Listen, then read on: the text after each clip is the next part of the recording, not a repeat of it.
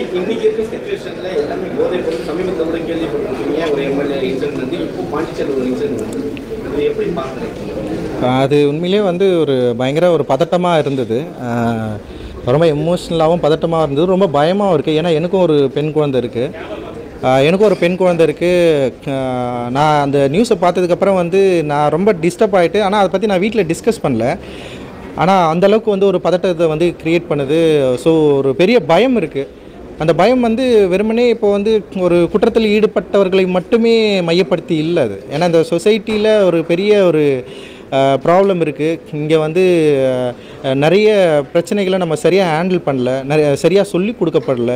நம்முடைய கல்வி நிலங்கள் வந்து நமக்கு வந்து சரியான கல்வியை போதிக்குதா அப்படின்னு நிறைய பிரச்சனைகள் இருக்குது. அதோடு சேர்ந்து இங்கே இருக்கிற இந்த போதை பழக்க வழக்கங்கள் வந்து இன்னும் வந்து இதை வந்து ரொம்ப ஈஸியாக மாற்றுது. அப்படி மாற்றுறப்போ இது வந்து ஒரு தனி மனிதன் பிரச்சனையான்னு பார்த்தா இது ஒரு சமூகத்தோட பிரச்சனையாக தான் இருக்குது. ஒட்டுமொத்த சமூகமும் இதில் வந்து ரொம்ப இன்வால்வ் ஆகிருக்கு. இன்றைக்கி வந்து குற்றம் செய்தவன் இன்றைக்கி வந்து மாட்டிக்கிட்டான். நிறைய பேர் மாட்டாமல் இருக்கிறாங்க. நிறைய பேர் அவங்க குடும்பங்கள் வந்து அப்பாக்களா, தாத்தாக்களா, மாமன்களா, சித்தப்பாக்களா நிறைய பேர் இருக்காங்க. அப்படி அவங்க யாருமே இன்னும் மாட்டல. இந்த பசங்க மாட்டிட்டானுங்க.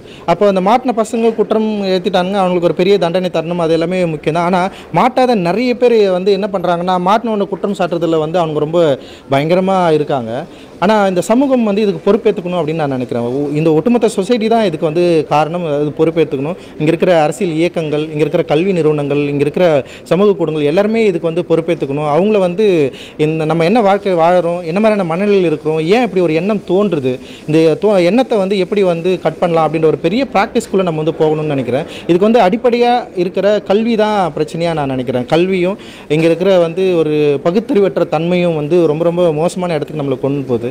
ஸோ அந்த ப்ராக்டிஸை நம்ம அடிப்படையில் நமக்கு உருவாகிறப்போ டெஃபினட்டாக வந்து இந்த பிரச்சனைகளை வந்து களையலாம் அப்படின்னு நினைக்கிறேன். இது ஒவ்வொரு தனி மனிதனுக்கும் உண்டான ஒரு பொறுப்புணர்வு. இது எல்லாருமே உணர்ந்து நம்ம செயல்படணும் அப்படின்னு நான் நினைக்கிறேன். தொடர்ந்து அரசியல் கருத்து நிறைய பேசிட்டு எதிர்காலத்தில் அரசியல் கட்சி விஜய் அவர்கள் வந்து இல்லை, இப்போதைக்கு அது மாதிரி எண்ணமே இல்லை. தொடர்ந்து வந்து சினிமாவில் பயணிக்கிறது தான் இப்போதைய எண்ணம்.